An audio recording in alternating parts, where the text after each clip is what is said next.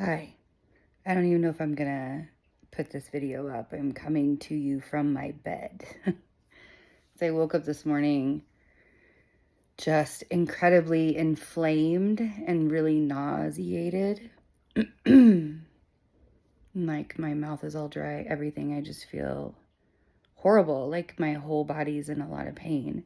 And this happens every once in a while. Like I can never predict when it's gonna happen. I don't know.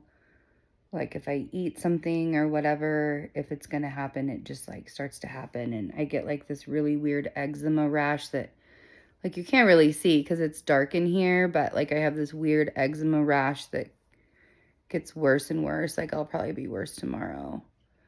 And all I can think about is how I have to go see my oncologist on Thursday, and I don't want to because every time I see her, I cry.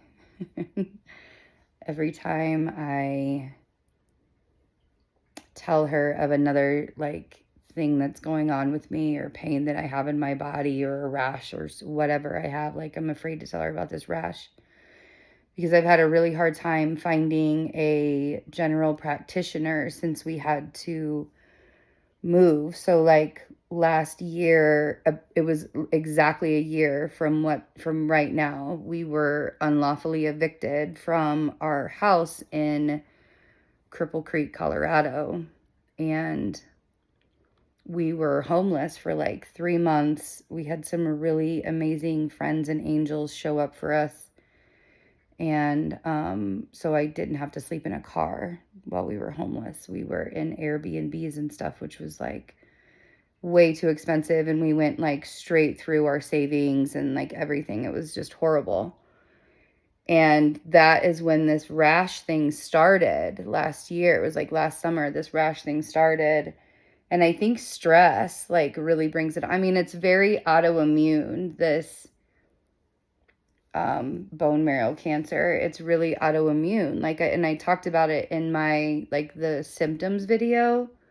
So check that out if you haven't seen it. I talked about it in the symptoms video, but I have so many autoimmune responses on my body where, like I know that there's just so much inflammation and like nobody's doing anything about it. So anyways, we were evicted from Cripple Creek and we are now living in Pueblo, which is an hour and a half away from Cripple Creek, a drive. And I cannot find a general practitioner, like a doctor here in Pueblo to save my life. So like when we first moved here, I made an appointment with a doctor and they ended up canceling it because they stopped taking new patients. And then I made an appointment with another doctor and they canceled it because they stopped taking new patients. And then I made an appointment with another doctor and that got canceled because the doctor left the practice and no other doctors in that practice were taking new patients. So I gave up for a few months. And of course I got a whole bunch of crap from my oncologist because apparently I'm not doing the work to try to find a doctor.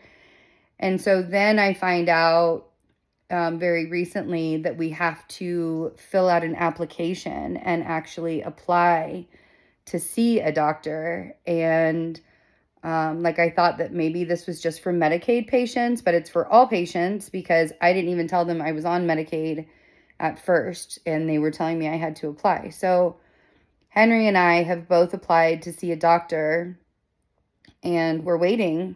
We're waiting to see if we're going to be approved to see a doctor. It's ridiculous. I've never been in a position in my entire life where I could not just go see a doctor. This is ridiculous. So, excuse my emotions. The system is failing people who are sick like every day. The system fails us. And when I go to my oncologist and I tell her that the system is failing me, I feel like she should be able to look at me and back me up and say, let me help you figure this out, instead of making me feel really stupid about the whole thing. So I'm scared to tell her that I have this rash that I've had since last summer that is reoccurring. It keeps coming back. It'll go away for a little bit, but then it comes back.